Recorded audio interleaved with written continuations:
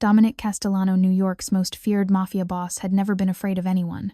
But when the door opened on the blind date his best friend arranged, the woman standing there made him freeze. She had a voice identical to Rachel, the lover he thought had died in an explosion 10 years ago. "Dominic, I know you." The whisper detonated every buried memory. Among conspiracy, hatred, and blood, Dominic realized, sometimes fate doesn't kill love, it just buries it, waiting for the day it rises again. The rain hammered against the bulletproof windows of Dominic Castellano's penthouse office. 43 floors above Manhattan, the city sprawled beneath him like a kingdom he'd carved with his bare hands. At 42, Dominic had built an empire from the ashes of his father's failing operation. His reputation was simple: cross him once, disappear forever. Vincent Russo, his oldest friend and consigliere, sat across the mahogany desk, swirling bourbon in a crystal glass. They'd grown up together in Hell's Kitchen, back when hunger was their most dangerous enemy. Now Vincent wore a $10,000 suit and a Rolex that could feed a family for a year. "You look like hell," Vincent said. Dominic didn't respond. He was reading a report about the Moretti family's attempt to muscle into his territory. The Morettis were getting bold. Stupid, but bold. "When's the last time you slept?" Vincent pressed. "Sleep is for people with clean consciences. That's what I'm worried about." Vincent leaned forward. "You're not living, Dom. You're existing. There's a difference." Dominic finally looked up. His eyes were dark amber, the kind that could read a man's intentions before he spoke them. Women called them beautiful once. Now they just called them dangerous. "What do you want, Vin?" "I want you to go on a date." The silence stretched. Outside, a siren wailed. "A date," Dominic repeated, his voice flat. "A blind date. Friday night. I already made the reservation." Dominic stood, 6'3" of controlled violence. "You've lost your mind." "Maybe. But you've lost something worse, the will to do anything except work." Vincent stood too, meeting his gaze. "It's been 10 years, Dom. 10 years since Rachel." The name landed like a bullet. Dominic's jaw tightened. "Don't. Someone has to say it. You buried her, but you never mourned her. You just became this." Vincent gestured at the Stark office, the security monitors showing armed men, the files documenting human misery. Dominic turned to the window. Below, the city pulsed with life, people laughing, fighting, loving, dying. He felt removed from all of it, like watching through bulletproof glass that separated him from humanity itself. Rachel's face flickered in his memory. Auburn hair catching sunlight, green eyes bright with mischief. The way she laughed at his terrible jokes, the smell of her perfumed jasmine and something uniquely her. Then the fire, the screaming, the explosion that turned her into ash. "One date," Vincent said quietly. "If you hate it, I'll never mention it again. But Dom, you're 42. You deserve something beyond revenge and territory." Dominic didn't turn around. "Who is she?" "A friend of my wife's sister. Works in art restoration at the Met. Normal life, normal problems. She doesn't know who you are, just your first name, and that you're an import-export. So lies from the start. Strategic omissions." Vincent smiled. "Come on. 3 years ago, you took a bullet for me. Let me return the favor by trying to save what's left of your soul." Dominic studied his reflection in the dark window. He looked older than 42. Harder. The kind of hard that went bone deep and never softened. "Friday," he finally said. "One date. Then you drop this." Vincent grinned. Friday. Marco's. The private room. 8 o'clock. After Vincent left, Dominic poured himself 3 fingers of scotch. He opened the locked drawer in his desk and pulled out a photograph, the only one he'd kept. Rachel at the beach, wind in her hair, wearing his jacket. She'd been 28 when she died. Forever 28. He touched her face through the glass. "I'm sorry," he whispered to the empty room. The rain continued to fall. Somewhere in the building, one of his men was probably torturing someone for information. Somewhere else, money was being laundered through his legitimate businesses. And somewhere in the city, a woman he'd never met was probably wondering what kind of man agreed to a blind date arranged by his friend. If she knew the truth, she'd run. They always did. Marco's was a restaurant that didn't advertise. You either knew about it or you didn't deserve to. Tucked into a converted warehouse in Tribeca, it served authentic Sicilian cuisine to people who appreciated discretion. The owner, Marco Benedetti, owed Dominic his life. The private dining room was always available. Dominic arrived at 7:50, earlier than necessary. Old habits. His driver, Tony, had swept the area twice. His security detail was positioned at strategic points, invisible but lethal. To any observer, Dominic was just another wealthy businessman in a tailored charcoal suit. The private room was elegant cream walls, soft lighting, a table set for two beside a rain-streaked window overlooking the Hudson. A single candle flickered. Classical music played softly. Something Italian he didn't recognize. He felt ridiculous. At 7:58, his phone buzzed. Vincent. She just arrived. Relax. Breathe. Remember how to smile. Dominic didn't smile. He checked his watch. Checked the exits. Reminded himself this was just dinner, not a negotiation or an execution. Although sometimes those felt easier. At 8 o'clock exactly, Marco appeared at the door. Mr. Castellano, your guest has arrived. Dominic nodded. His heart rate was steady. This was nothing. Just dinner with a stranger he'd never see again. Marco opened the door wider. She stepped inside, and Dominic's world stopped. She wore a navy dress, simple and elegant. Dark hair fell past her shoulders in waves. Medium height, slender build, but none of that mattered. What mattered was the way she moved, that particular grace he'd memorized 10 years ago. The angle of her head, the curve of her lips. No, it wasn't possible. She looked at him, and her eyes, Jesus Christ, her eyes were the exact shade of green he saw in nightmares and dreams. Rachel's eyes. Rachel's face, older but unmistakable beneath some indefinable difference. Hi, she said, and her voice was autumn leaves and smoke. Rachel's voice. I'm Catherine. Dominic realized he was staring. He forced his hand to extend, his mouth to work. Dominic. Her handshake was firm, warm, real. She smiled, and it was Rachel's smile with something shadowed behind it. It's nice to meet you, Catherine said. Vincent's told me absolutely nothing about you, which makes this either very exciting or very concerning. She laughed a soft sound that punched him in the chest. Rachel used to laugh like that, before the fire, before everything ended. Please, sit, he managed. Saturday, Marco brought wine. A Barolo Dominic didn't taste. Catherine studied the menu, her brow furrowing slightly, exactly the way Rachel's used to when she was concentrating. Every gesture, every movement felt like déjà vu wearing flesh. This place is beautiful, Catherine said, glancing around. Do you come here often? Sometimes. Man of few words. She met his eyes with a directness that surprised him. That's okay. I can talk enough for both of us. Fair warning, I ramble when I'm nervous, and blind dates make me very nervous. You don't seem nervous. I'm an excellent actress. Inside, I'm approximately 90% panic. She sipped her wine. So, Vincent says you're an import-export. That sounds delightfully vague and possibly illegal. Despite everything, Dominic felt his mouth twitch. Delightfully vague is accurate. Illegal is negotiable. She laughed again, and the sound carved through him. I like honesty, even when it's concerning. They ordered. Dominic barely registered what he said to Marco. His mind was racing through impossible scenarios. This wasn't Rachel. Rachel was dead. He'd identified the body, what was left of it. The DNA confirmed it. The funeral had been closed casket because there wasn't enough left to bury. But this woman... Are you all right? Catherine asked. You look like you've seen a ghost. His hand tightened on his wineglass. Just surprised. Bad surprised or good surprised? I'm not sure yet. She tilted her head, studying him with those impossible green eyes. Okay, points for honesty again. Most guys would lie and say good surprised immediately. I'm not most guys. No, she said slowly, something shifting in her expression. I don't think you are. For a moment, the space between them felt charged, like the air before lightning. Catherine broke eye contact first, looking out at the rain-blurred city. I love nights like this, she said softly, when the whole world feels washed clean. Dominic's breath caught. Rachel had said those exact words the night he'd asked her to move in with him, 5 months before she died.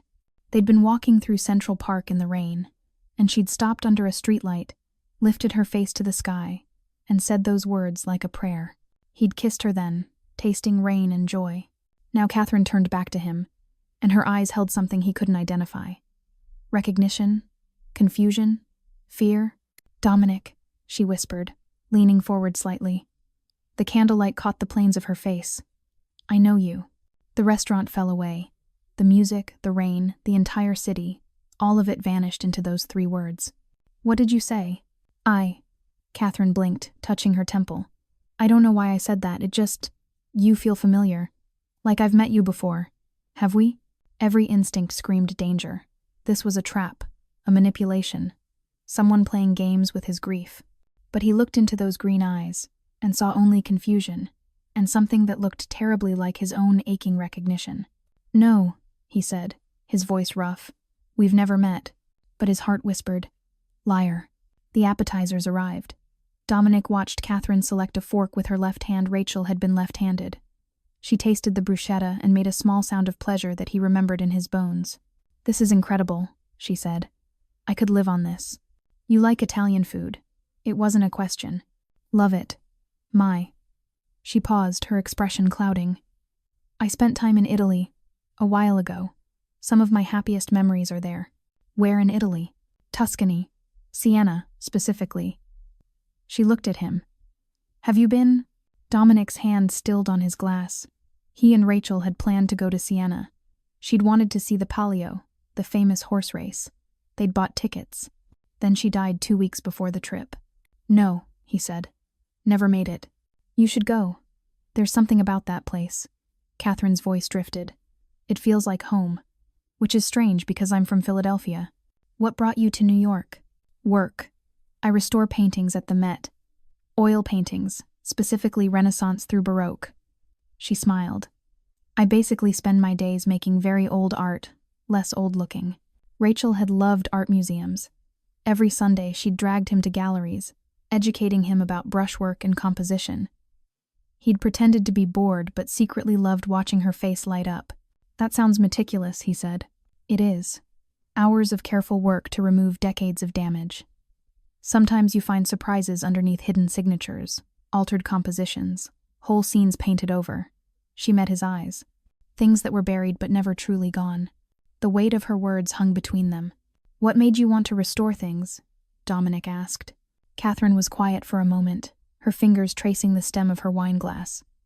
I like the idea that broken things can be saved, that something beautiful can survive trauma and time and come back, even if it's changed, even if you can never make it exactly what it was.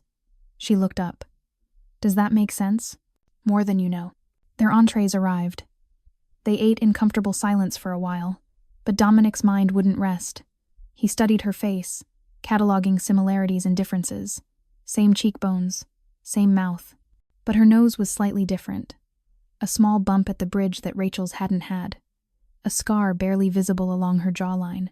And when she smiled, it didn't quite reach her eyes the way Rachel's had. 10 years could change a face. Injuries could alter features. But the dead didn't come back. Can I ask you something? Catherine said suddenly.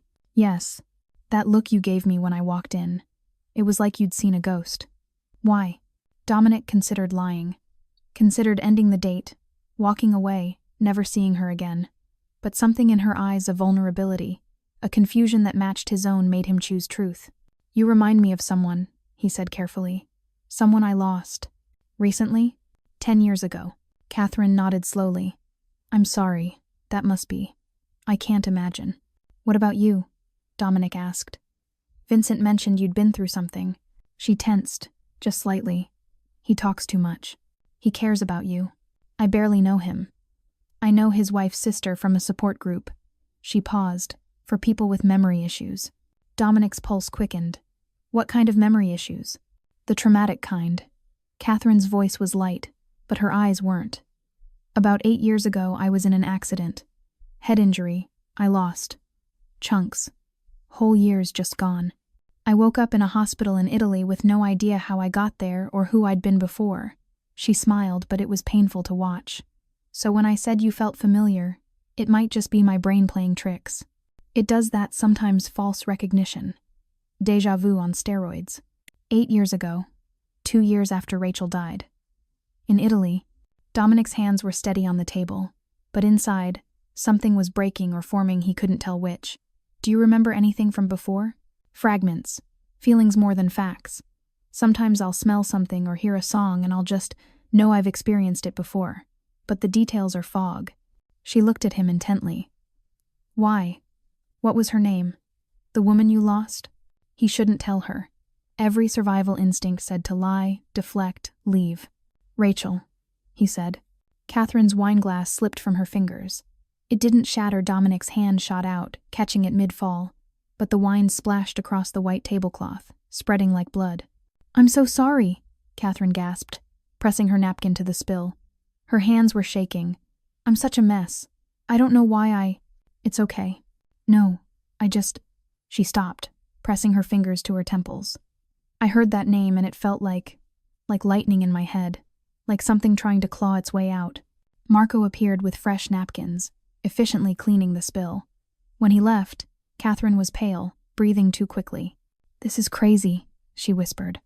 I don't even know you. We just met, but sitting here, listening to you, it's like my body remembers something my mind doesn't. Dominic reached across the table slowly, giving her time to pull away. She didn't.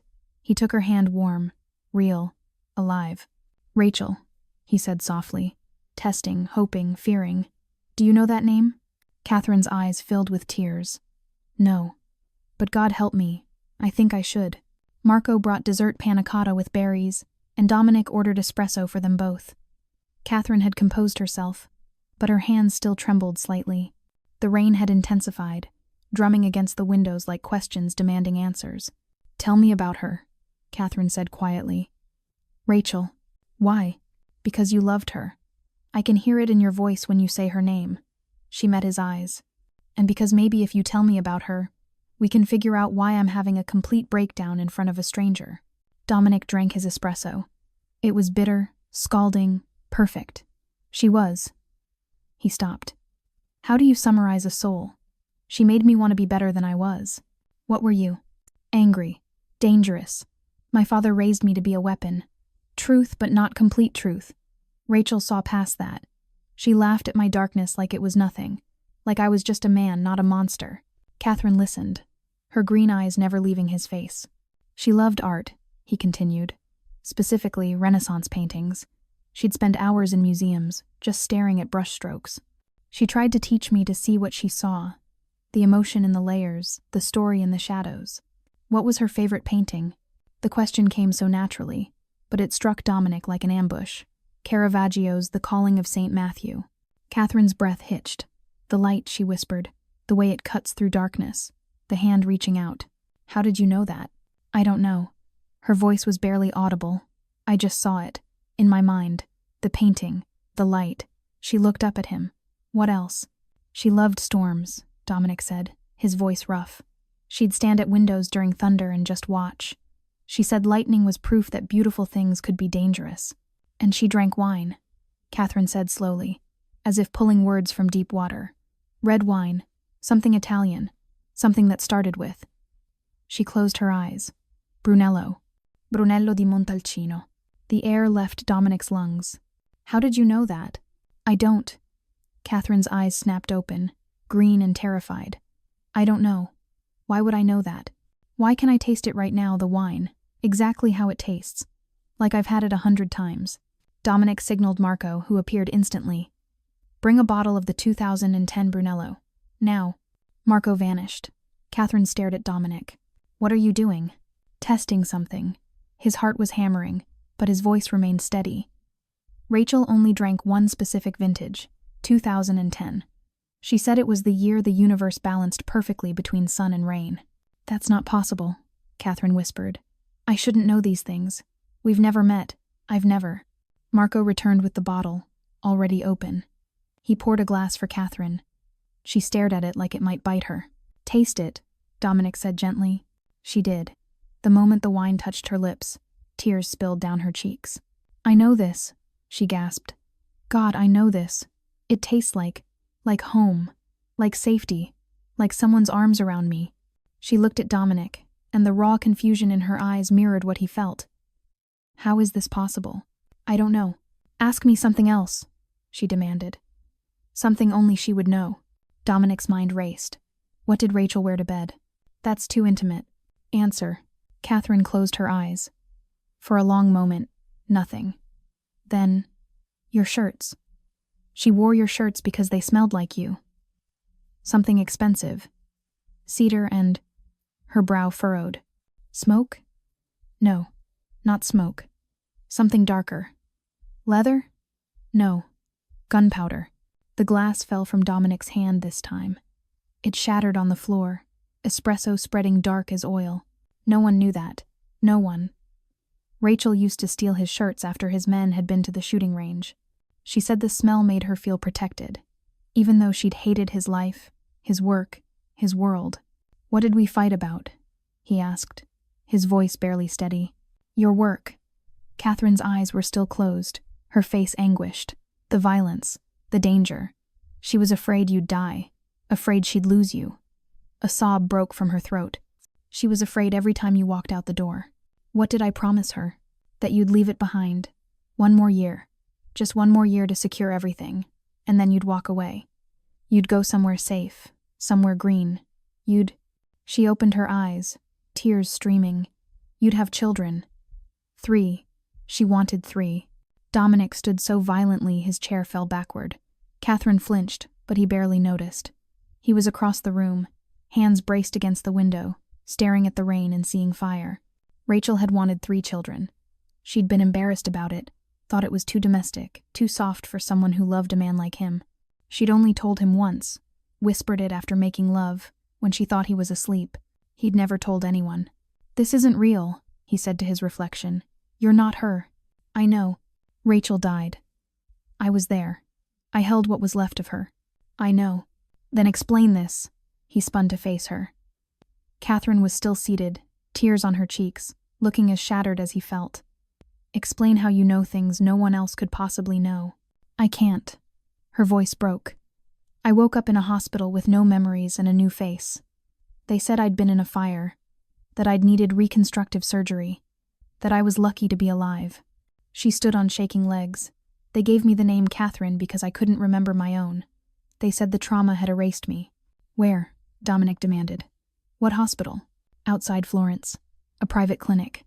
I was there for 6 months. Who paid for it? I don't know. It was anonymous.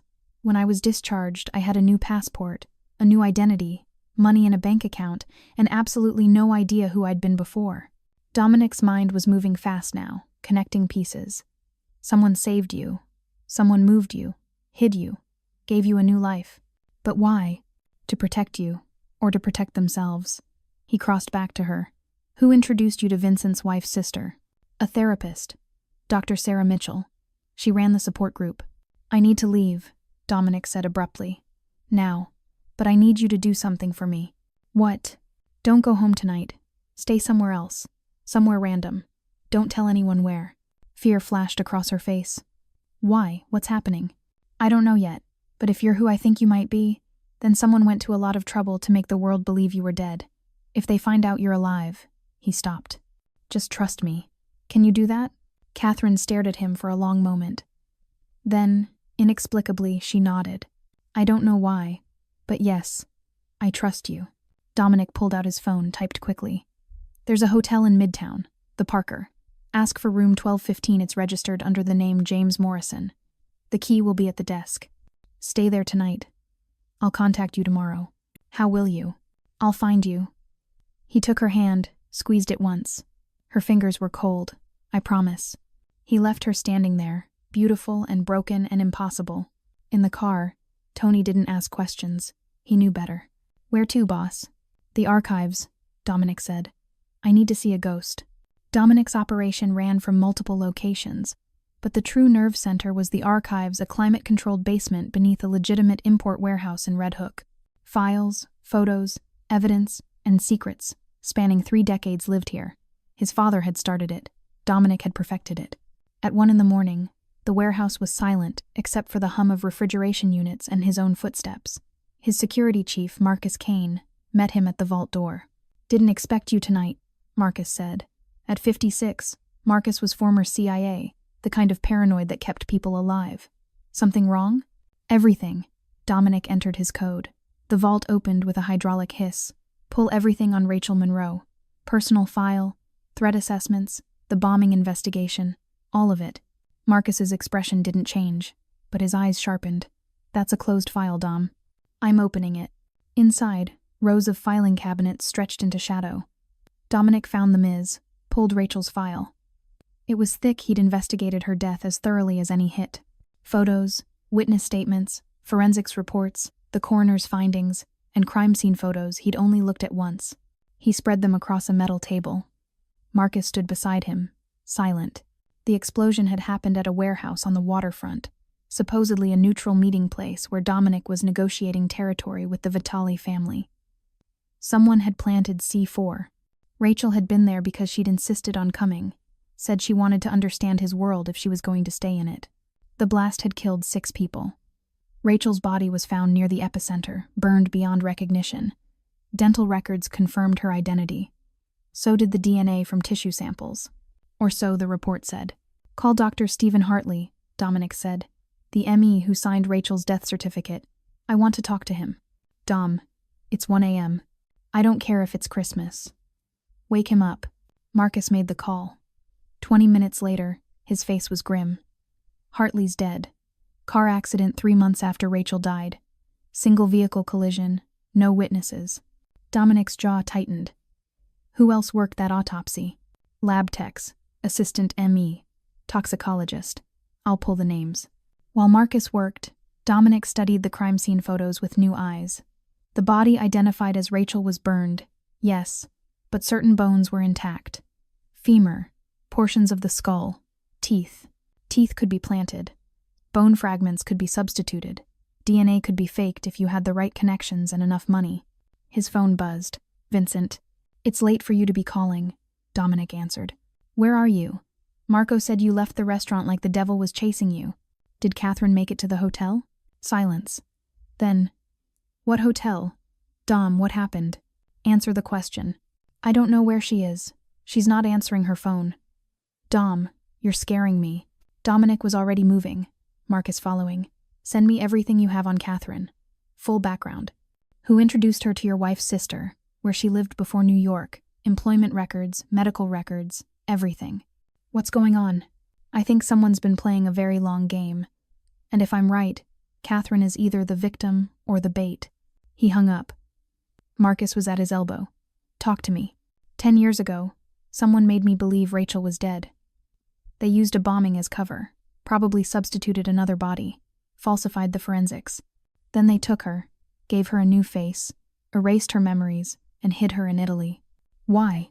To hurt me, to control me, to Dominic stopped, to draw me out." His phone rang. "Unknown number." He answered.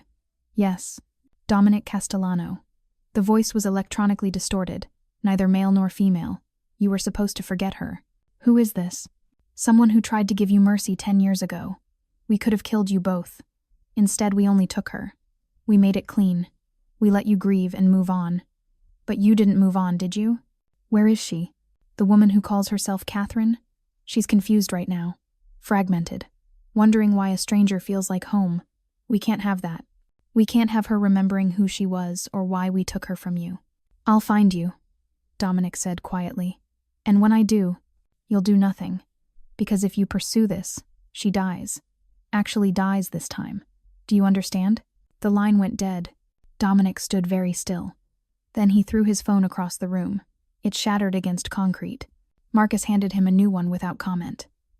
"What do you need?" "Lock down every asset, double the security, and find out where Dr. Sarah Mitchell lives." "The therapist?" "She's the connection. She introduced Catherine to Vincent's circle. That wasn't random. An explosion shattered the night. The warehouse shook. Alarms screamed. Marcus was shouting into his radio. Dominic was already running toward the stairs, pulling his gun. Outside, his car was engulfed in flames. Tony. "Boss!" His driver stumbled from behind a shipping container, face bloody but alive. They got past the gate. 3 vehicles. I saw them coming and bailed. "How many?" "At least 9. Professional." Tony reloaded his weapon. "They're hitting the perimeter." Gunfire erupted from the warehouse roof, his men engaging. Dominic's mind was ice. This wasn't random. This was a message. "Touch Rachel's ghost, and burn. Fall back to the archives," he ordered. "Seal it. No one in or out until we know how deep this goes." Marcus was already moving, but as Dominic turned, he saw something that stopped him cold. Across the street, barely visible in the shadows, A figure stood watching. Female, dark hair. Catherine. She raised one hand. Not a wave. A warning. Then she was gone. Another explosion rocked the gate. His men were returning fire now, muzzle flashes lighting the night. Dominic ran toward where Catherine had been, but the street was empty. On the ground where she'd stood, he found a single playing card, face down. He turned it over. The Queen of Hearts. Underneath, written in neat script. I remember. Dawn broke gray and hostile over New York. Dominic hadn't slept. Neither had his core team. The warehouse attack had been contained 3 dead on their side, 5 enemy casualties. None left alive to interrogate. Professional, like Tony said.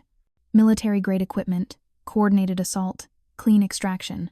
Someone wanted him distracted. Or dead. Probably both. He stood in his penthouse, still wearing yesterday's clothes, studying the Queen of Hearts. Catherine had been there. She'd watched the attack, left him a message, and vanished. I remember. Vincent arrived at 7, looking as exhausted as Dominic felt. I've been trying to reach Catherine all night. Nothing. Her apartment's empty, looks like she cleared out fast. What happened after I left you two? Dominic told him. All of it. Vincent listened without interrupting, his expression cycling through disbelief, shock, and finally grim acceptance. You think Catherine is Rachel? Vincent said slowly. I think someone made me believe Rachel died, then hid her for 10 years. And now she's starting to remember. Why? Why fake her death? Why take her? Leverage. Control. I don't know yet. Dominic poured coffee he wouldn't drink. But 10 years ago, I was negotiating the consolidation of 4 families. Massive power shift. Whoever orchestrated the bombing removed Rachel and broke my focus. I pulled back from everything for a year. By the time I recovered, the territory had been divided differently. So it was business. It's always business. Dominic's voice was bitter. They took the woman I loved and turned her into a negotiating tactic. And now? Now she remembers. Which makes her dangerous to whoever did this. Vincent's phone buzzed. He checked it, went pale. Dom, you need to see this. He turned the phone. Local news site. The headline read, Art restoration expert found dead in apartment fire. Dominic read fast. Dr. Sarah Mitchell, age 47, clinical psychologist and founder of several support groups for trauma survivors, dead in what police were calling an accidental fire. Her apartment in Murray Hill had been engulfed in flames around 4 a.m. No witnesses, no survivors. They're cleaning up, Dominic said. Everyone who connected Catherine to her past. What do?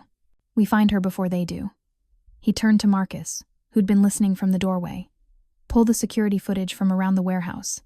I want every frame analyzed. Catherine was there. I want to know how she got there and where she went. Already on it. But boss, if she's running, she could be anywhere in the city. No. Dominic looked at the Queen of Hearts again. She's not running. She's hunting. His new phone rang. Another unknown number. Hello, Dominic. Catherine's voice. But different, harder, sharper, with an edge that sounded disturbingly familiar. We need to talk. Where are you? Somewhere they can't find me. Yet. How long do we have? He understood instantly. If they're cleaning up, maybe 24 hours before they track you, then I'll make this fast. I spent the night breaking into Dr. Mitchell's office. Found her real files, the ones she didn't keep at the clinic. And my file was a cover story. I wasn't referred to her through a hospital. She was paid to recruit me, specifically. To join that support group, where I'd eventually meet someone in your circle. This whole thing was designed to put me in front of you. Who paid her? The payment trail runs through 3 shell corporations and ends in the Caymans. But there's something else. Catherine paused. I think I remember the explosion, Dom. I remember fire, screaming. Someone pulling me out. A man, he said. He said, I'm sorry. This is the only way to save him. Save who? You. Her voice broke. Someone took me to save you. Dominic's mind reeled. That doesn't make sense. Unless killing us both was the plan, and someone in your organization betrayed the operation to save you. They couldn't stop the explosion, so they pulled me out and made everyone think I died. Then why hide you? Why not just... Because whoever ordered the hit would have tried again if they knew I survived. So this person, this mysterious savior, had to make my death convincing enough to stop the threat. For 10 years. Yes. Why surface now?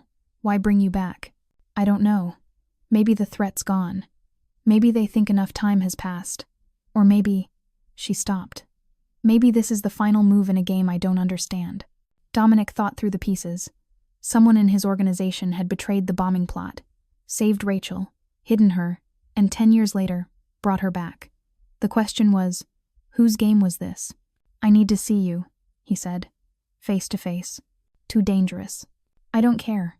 You're asking me to trust you, to believe you're Rachel with no proof except memories that could have been planted. You saw my reaction to that wine. You heard me describe things no one else knew. Torture victims can be trained to say anything. Deep cover operatives can be conditioned to believe false histories. His voice hardened.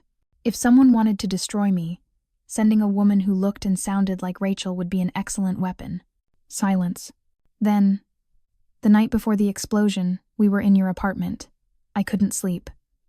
You made me tea chamomile with honey. We sat on your balcony even though it was cold. I was wearing your jacket, and I told you. Her voice dropped to a whisper. I told you I was pregnant. The world stopped. We were going to wait to tell people, Catherine continued, each word a blade. Just a few more weeks until the first trimester passed. But I couldn't keep it to myself. I was so happy and so scared, and I needed you to know that if anything happened to me, there was a piece of us that... Stop. Dominic's voice was raw. Stop. You cried. I'd never seen you cry before. You held me and said you'd protect us both. You promised you'd walk away from everything. You promised... I said stop. I lost the baby in the explosion. Or whoever saved me did. I don't know. But there's a scar, Dom. Low on my abdomen. Surgical. Like they... Where are you? His voice was shaking now. Control fracturing. Rachel. Where are you? A pause. Then softly. Central Park. The boathouse. Where you proposed. I'll be there in 20 minutes. Come alone. If this is a trap, I don't want anyone else to die. The line went dead. Vincent stared at him. Dom. She was pregnant. Dominic's voice was barely audible. Rachel was pregnant when she died. Jesus. I never told anyone. Not you. Not Marcus. No one. He looked at his oldest friend. It's her. Vin. I don't know how, but it's her. Then we bring an army. No. She said alone. It's a trap. I don't care. Dominic was already moving toward the door. If there's even a chance she's alive, I'll walk into any trap they set. Marcus stepped in front of him. At least wear the vest. At least take comms. Dominic looked at the man who'd kept him alive for 15 years. If I don't walk out of that park, you know what to do. Burn it all down. Every last piece. 20 minutes later, Dominic stood at the edge of the Loeb boathouse, watching rain stipple the lake. The park was empty this early, just joggers and dog walkers who wouldn't notice or care about two people meeting in the cold. She materialized from the trees like memory-made flesh. No makeup, hair pulled back, wearing jeans and a jacket. She looked younger, more like the Rachel he remembered. They stood 5 feet apart, neither moving. Show me the scar, Dominic said. Without hesitation, Catherine lifted her shirt. Just above her hip, a thin white line curved along her abdomen. A surgical scar, old but unmistakable. They saved my life, she said, letting the shirt fall. But they couldn't save the baby. How do I know you didn't give yourself that scar? You don't. She met his eyes. You have to choose whether to believe me. That's not enough. Then ask me something. Anything. Something so private, so specific, that no one else could know. Dominic thought of 1,000 tests. But only one mattered. The first time we made love, he said quietly. Where were we? Your apartment. But not in bed. You were scared of how much you felt for me. You thought if we used the bed, it would be too real, too permanent. So we stayed on the couch. She smiled, sad and real. Halfway through, you said my name like you couldn't believe I was really there, like I might disappear if you let go. His eyes burned. What did you say back? I said, I'm not going anywhere. And then I laughed because it was such a lie. We both knew your life was too dangerous, that eventually something would tear us apart, but I said it anyway. I wanted it to be true. Dominic closed the distance between them in 3 strides. He cupped her face in his hands, staring into those green eyes, looking for any sign of deception. Rachel. Hi, baby, she whispered. I'm sorry it took so long to find my way back." He kissed her. 10 years of grief and rage and longing poured into that kiss.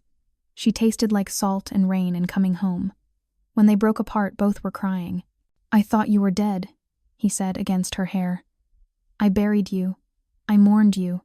I wanted to die. I know. I'm so sorry. Who did this? Who took you? I don't know yet. But I'm going to find out." She pulled back, and he saw the steel beneath the softness. "And when I do, they're going to wish they'd killed me instead." Behind them, a branch snapped. Dominic had his gun out before he could think. Rachel moved too faster than before, dropping into a combat stance that spoke of training. A man stepped from the trees. 60s, gray hair, expensive coat. His hands were raised, showing he was unarmed. "Hello, Dominic," the man said. "Hello, Rachel. I'm glad you two finally found each other again." Dominic's aim didn't waver. "Who are you?" "My name is Thomas Brennan, and I'm the one who saved her life." Thomas Brennan looked like someone's grandfather's soft features, kind eyes, the sort of man you'd trust to watch your houseplants. Dominic knew better. In their world, the most dangerous men rarely looked the part. "Gun down, Dominic," Thomas said calmly. "If I wanted you dead, we wouldn't be having this conversation. Give me one reason not to shoot you right now, because then you'll never know the truth." Rachel's hand touched Dominic's arm. "Let him talk." Thomas smiled. "You don't remember me, do you, Rachel?" "Should I?" "I was the surgeon who put you back together after the explosion. I spent 6 months rebuilding your face, treating your burns, and yes, I'm the one who told you your name was Catherine." "Why?" Rachel demanded. "To save both of you." Thomas moved closer, hands still raised. "I worked for your father, Dominic, Lorenzo Castellano. I was his personal physician for 30 years. I watched you grow up, and when Lorenzo was dying, he made me promise something." "My father died of a heart attack," Dominic said. "Your father was poisoned. Slow-acting, undetectable. By the time I figured it out, the damage was done. But before he died, he told me war was coming. That Marcus Vitali and his sons were planning to take over all 5 families, starting with yours. The bombing at the warehouse was their opening move. My father knew? He had intelligence. Not enough to stop it, but enough to warn me." Thomas's voice was heavy. He said if anything happened to you or Rachel, I was to do whatever it took to ensure one of you survived. Because he knew if you both died, Marcus would inherit everything: your territory, your contacts, your empire. So you saved Rachel. I got her out minutes before the explosion. I had a team standing by. It was supposed to be you I saved, but you changed vehicles at the last minute. Rachel was in the car I'd rigged with extraction protocols." He looked at Rachel. "When the bomb went off, my team grabbed you from the wreckage and substituted another body, a Jane Doe from the morgue, similar build and height. I falsified the forensics. To the world, you died." Rachel was shaking. Why not just tell Dominic the truth? Because Marcus's intelligence network was too good. If Dominic knew you were alive, he'd have gone after you. Marcus would have noticed, would have finished what the explosion started. The only way to truly protect you was to make everyone believe you were gone. 10 years, Dominic said, his voice ice. "You took 10 years of my life. I bought you time." Thomas's calm cracked. "You were grieving, yes, but you were alive. And in that year you pulled back from the business." Marcus overplayed his hand.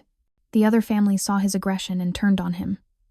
By the time you returned, Marcus was weak, isolated, and within 3 years he was dead. You won, Dominic. You avenged your father and kept your empire. All because you had time to become strong enough to survive. And Rachel? I gave her a new life. Safety, anonymity, a chance to heal without the threat of your world destroying her. You had no right, Dominic said. I had a promise to keep to a dying man who loved his son. Rachel stepped forward. If you saved me to protect us both, why bring me back now? Why arrange for me to meet Dominic again? Thomas's expression shifted, something like guilt flickering across his features. Because I'm dying. Cancer. 6 months at most. And there are things in motion now that you need to know about. Things that endanger both of you, I thought. He paused. I thought if I could reunite you, if you could remember who you were and what you meant to each other, you'd be strong enough to face what's coming. What's coming? Dominic demanded. Marcus had sons, 3 of them. The oldest, Vincent. No relation to your Vincent has been building power quietly for the past 5 years. He knows his father's failure came because he moved too fast, too obviously. Vincent is patient, methodical, and he's discovered that Rachel didn't die. The world tilted. How? Rachel whispered. DNA database, cross-reference algorithms, facial recognition. The technology that didn't exist 10 years ago is everywhere now. Someone ran a search, found anomalies in the forensic reports from the explosion, started digging. Thomas looked haunted. Vincent knows there was a substitute body. He knows I was involved. And he's been watching, waiting to see if you'd resurface. Then we're both targets, Dominic said. Yes. And more than that, Vincent wants what his father wanted. Your empire. But he's smarter. He knows he can't take it by force, so he's going to use Rachel as leverage. Either you give him everything, or she dies. Publicly, painfully. As an example, Dominic's gun came up again. You brought her back as bait. I brought her back so you'd know the threat was real and you could prepare. Thomas's voice was steady despite the weapon pointed at his heart. I could have stayed quiet, let you be ambushed. Instead, I'm giving you a chance to survive, by putting her in danger. She was always in danger. The moment Vincent started investigating, her safety was an illusion. Thomas looked at Rachel. I'm sorry. I thought I'd given you a real life, a clean start. But the past doesn't stay buried in our world. It always comes back. Rachel was very still, processing. Where is Vincent now? He's in the city. He arrived 2 days ago. That's why I accelerated the introduction. I knew time was running out. The attack on your warehouse last night was him announcing his presence. He has resources, Dominic said. Military-grade resources. He spent 5 years building a network.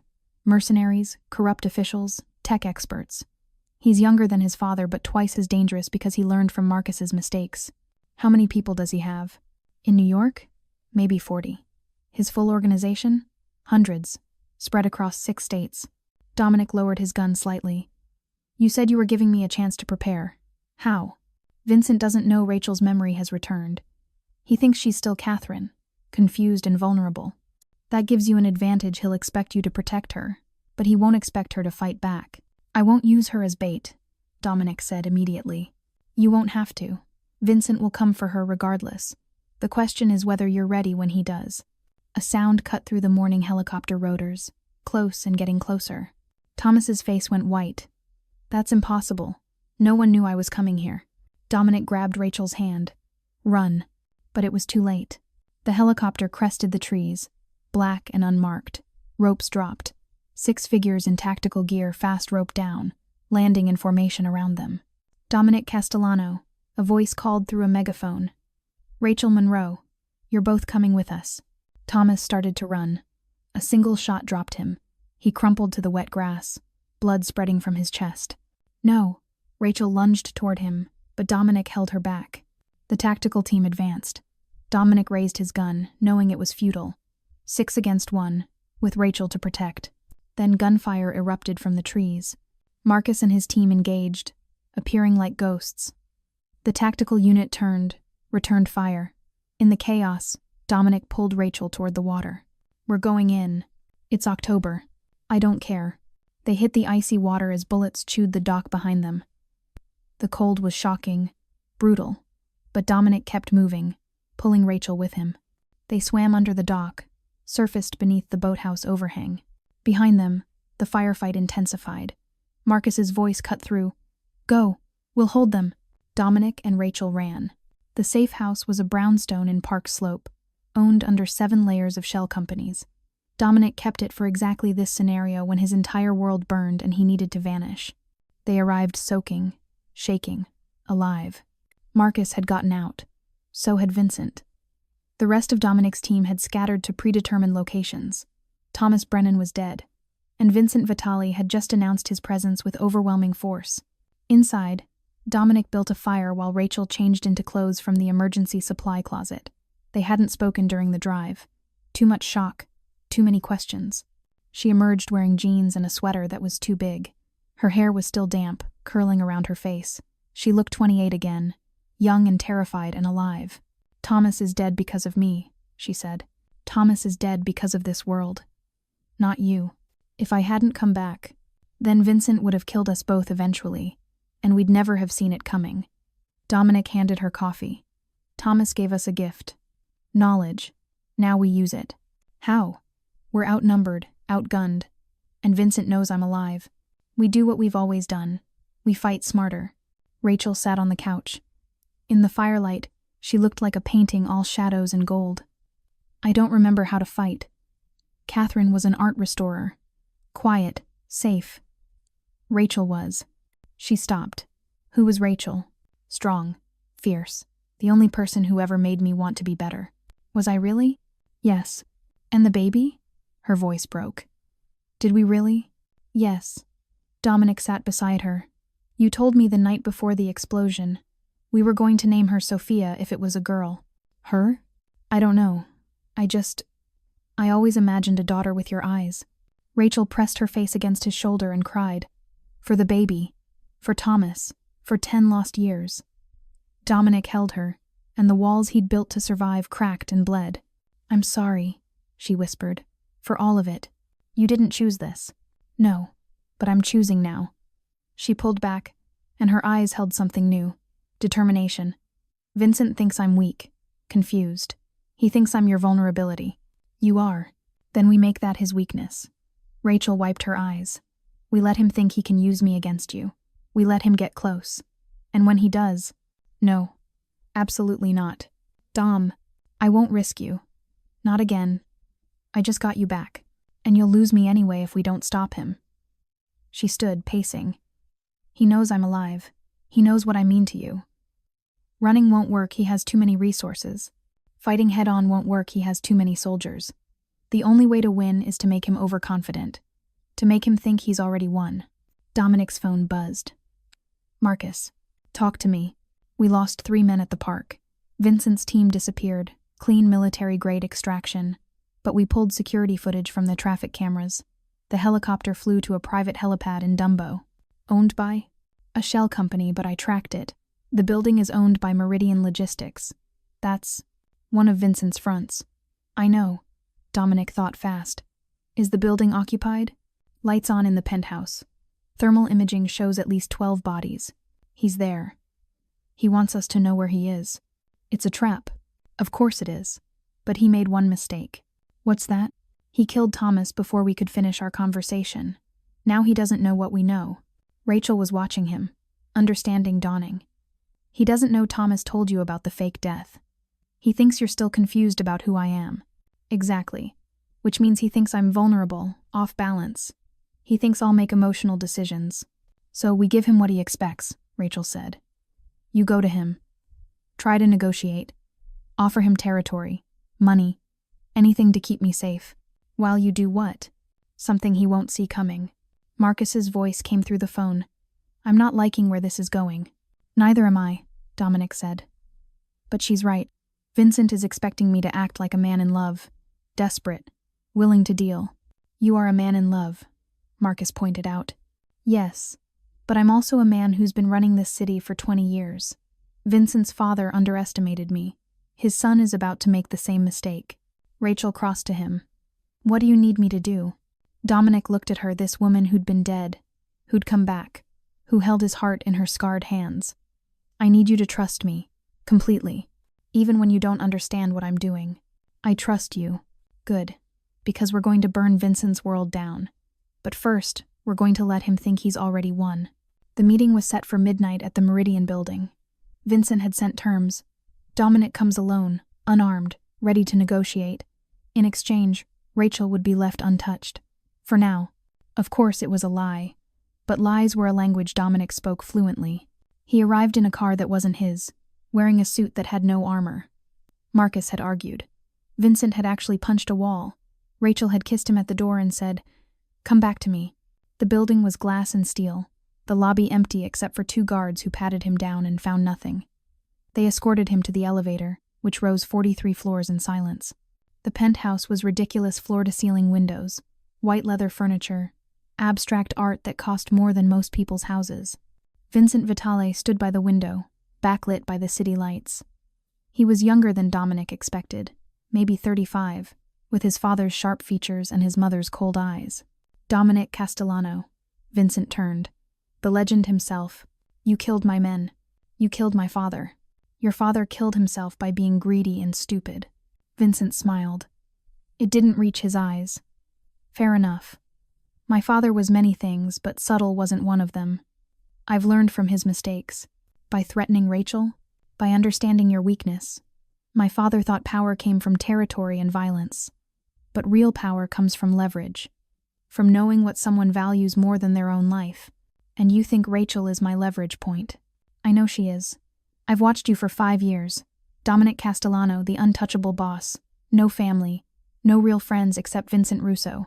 No vulnerabilities. Then I found the anomaly, Rachel Monroe, the woman who died but whose forensics never quite added up. And I thought, what if she didn't die? What if someone hit her? And what would Dominic do if she came back? You orchestrated this. The introduction. The support group. All of it. Not all of it. Thomas Brennan gets credit for saving her and hiding her. I just found her. And I realized I'd been given a gift, the one thing that could destroy you. Dominic forced himself to stay calm. What do you want? Everything. Your territory. Your operations. Your contacts. All of it transferred to me over the next 6 months. Clean. Quiet. No bloodshed. You retire. Live whatever life you want. And Rachel stays alive. And if I refuse, then I kill her. Slowly. Publicly. And I make sure you watch every second before I kill you too. How do I know you won't kill us both anyway? You don't. Vincent poured 2 glasses of whiskey, offered one to Dominic. But I'm a businessman, not a sadist. I want your empire, not your corpse. Give me what I want, and you get what you want, life with the woman you love. It's a fair trade. Dominic took the glass but didn't drink. She doesn't remember me. Not really. Thomas said her memory was fragmented. I know. That's unfortunate. But memory or not, she's still your weakness. How did you find her? Facial recognition. Database cross-reference. The same technology everyone uses now. Once I knew to look for her, she wasn't hard to find. Catherine, the art restorer, living her quiet life, completely unaware that she used to be Rachel Monroe. And the attack at the park? Killing Thomas? Tactical necessity. I couldn't have him telling you more than necessary. He was a liability. Dominic set his glass down. You made a mistake. Did I? You assumed I'd be weak for her. That love would make me vulnerable. But you're young, Vincent. You don't understand how this works yet. Enlighten me. Love doesn't make you weak. It makes you lethal. Because now I have something to protect. And there's no line I won't cross. No rule I won't break. No price I won't pay to keep her safe. Vincent's smile faded. Is that a threat? It's a fact. The lights went out. Emergency lighting kicked in, bathing everything in red. Vincent's guards rushed in, weapons drawn, but Dominic was already moving. The first guard went down with a crushed windpipe. Dominic had taken his weapon during the pat-down, hidden in a place they'd never check. The second guard caught 3 bullets to center mass. Vincent was reaching for his gun when Dominic's hand closed around his throat. You made 3 mistakes, Dominic said, slamming Vincent against the glass. First, you thought I'd come alone. Second, you thought I'd be unarmed. Third, you thought Rachel was my weakness. Below, explosions rocked the building. Marcus and his team were hitting every floor, systematic and brutal. She's my strength, Dominic continued. Everything I've done for 10 years, building power, eliminating enemies, becoming untouchable, was so that when she came back, I'd be strong enough to protect her. You gave me that gift. You brought her back to me. And now you're going to pay for threatening her. Vincent clawed at Dominic's hand, choking. You'll never hold the city. My people will. Your people are dead or running. We've been hitting your operation all week. Every location, every lieutenant, every asset. By dawn, you'll have nothing. You didn't know where. Thomas told us everything before he died. He spent his last breath giving us every piece of your organization. Dominic leaned closer. Did you really think the gunshot killed him instantly? He lived long enough to talk. Long enough to burn you. Horror crossed Vincent's face. Last words, Dominic said. Make them good. She'll never be safe. Even if you kill me. Wrong answer. Dominic pulled the trigger. Vincent's body slumped. The door burst open. Marcus and his team poured in, securing the room. Dominic stepped back from the corpse, breathing hard. It's done, Marcus said. Vincent's entire operation, warehouses, assets, personnel. We've got it all. The families will have to recognize your control now. I don't want control. Marcus blinked. What? I want out. Completely. Dominic looked at his old friend. You've been with me for 15 years. You've earned this. Take it. Run it. I'm done. Dom. I can't do this anymore. Every enemy I make puts her in danger. Every deal I broker, every territory I hold, it's all potential threats to the one thing I actually care about. He pulled off his jacket, dropped his gun. I'm walking away. Tonight. Are you with me or not? Marcus stared at him. Then, slowly, he smiled. I'm with you. Always. Then it's yours. All of it. Dominic walked past his men, past the destruction, into the elevator. As the doors closed, he pulled out his phone. Rachel answered on the first ring. Is it over? It's over. Are you okay? I will be. Are you where I told you to be? Yes. The house in Connecticut. It's beautiful. I'll be there in 2 hours. I'll wait forever if I have to. You won't have to. He hung up, closed his eyes. For the first time in 10 years, he felt light. 18 months later, the house in Connecticut was exactly what Rachel needed. Quiet, hidden, surrounded by trees and safety. Dominic had bought it years ago as an emergency retreat. Now it was home. They'd spent the time rebuilding. Rachel's memory had returned in pieces, some clear, some fragmented, some lost forever. The baby was a ghost they mourned together. Thomas Brennan was buried in a cemetery in Queens. Vincent Vitale's organization had been absorbed or destroyed, and Dominic had walked away from everything. Marcus ran the operation now, with Vincent Russo as his consigliere. The families accepted the transition because Dominic had left them no choice. He'd consolidated too much power. Now Marcus inherited that legacy. Dominic wanted no part of it. He spent his days reading, walking in the woods, teaching himself to cook, badly. Rachel worked in a small art studio they'd built in the barn, restoring paintings for private collectors. Normal work. Normal life. It was everything. But there was one thing left unfinished. The wedding was small, just Marcus, Vincent and his wife, and 2 other couples who'd proven trustworthy over the years. They held it on the property, beneath old oak trees with autumn leaves falling like blessings. Rachel wore a simple white dress. No veil, no elaborate ceremony. Just her and Dominic and the promise they'd tried to make 10 years ago. The officiant was a retired judge who owed Marcus a favor. He kept it brief. Do you, Dominic Castellano, take Rachel Monroe to be your wife? To have and to hold, in darkness and in light, until death do you part. Dominic looked at Rachel alive, whole, his. I do. And do you, Rachel Monroe, take Dominic Castellano to be your husband? To have and to hold, in darkness and in light, until death do you part. Rachel smiled, tears bright in her eyes. I do. The rings. They'd chosen simple bands. Gold, unadorned. Dominic slid one onto Rachel's finger, and she did the same for him. By the power vested in me, I now pronounce you husband and wife. Dominic kissed her, and the small gathering applauded. It was quiet. Perfect. Real. Later, after everyone had gone, they sat on the porch watching the sunset, Rachel's head on Dominic's shoulder, his arm around her waist. The world was gold and red and peaceful. Are you happy? She asked. Yes. No regrets? About leaving? No. About the 10 years we lost? Every day.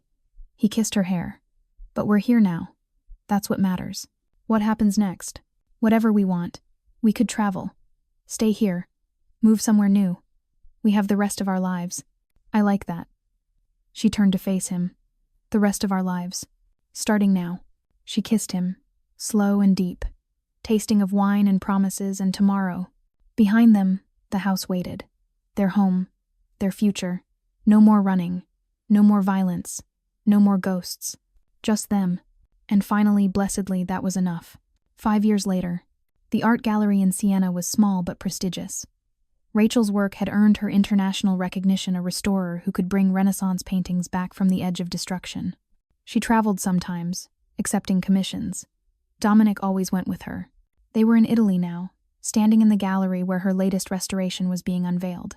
A Caravaggio that had been damaged in a fire, now meticulously returned to glory. The crowd applauded.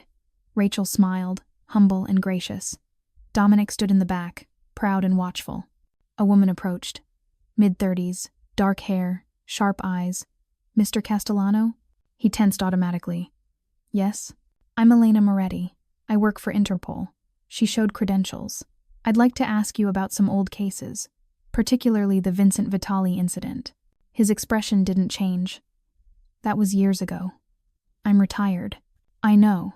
But there are questions, loose ends, witnesses who disappeared, evidence that doesn't quite add up.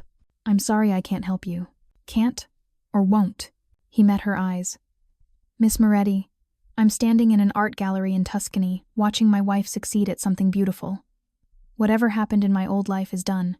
I have nothing to offer you except advice. Let dead things stay buried. Some things don't stay buried, Mr. Castellano.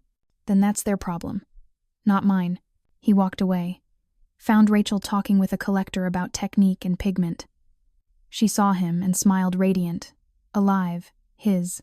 Ready to go? She asked. Always. They left the gallery hand in hand, walking into the Tuscan twilight. Behind them, Elena Moretti watched them disappear into the crowd. She pulled out her phone, made a call. It's him, Castellano. And yes, she's alive. What do you want me to do? A pause as she listened. Understood. I'll keep watching. She hung up, stared at the gallery, thought about the couple who'd survived death, violence, and separation. Then she deleted the photos from her phone and walked away. Some stories deserved their endings. This was one of them,